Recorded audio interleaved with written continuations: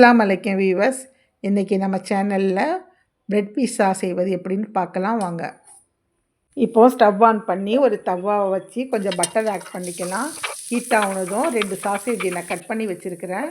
அது 2 பக்கமும் பொரித்து எடுத்துக்கிறேன்.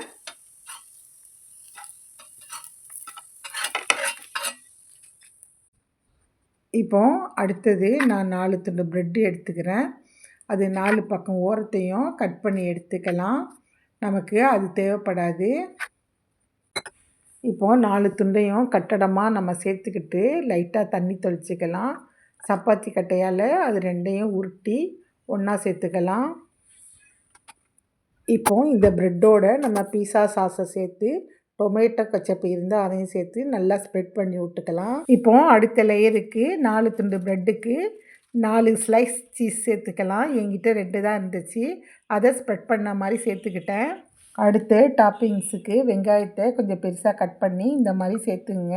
அதே மாதிரி குடமிளகா, தக்காளி 2ஐயும் க்யூபாக கட் பண்ணி சேர்த்துக்கலாம்.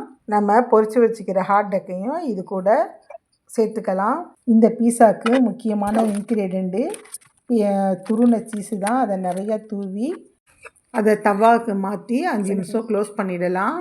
அடுப்பை லோ ஃப்ளேமில் வச்சா அடியில் முருவலாக முருவி சீஸெல்லாம் உருவி நம்ம பீஸா ரெடி ஆகிடும். இப்போது தவாலேருந்து நம்ம ஒரு பிளேட்டுக்கு மாற்றிக்கலாம். இவ்வளோதான் சீஸியான டேஸ்டியான ஹோம்மேடு பிரெட் பீஸா ரெடி.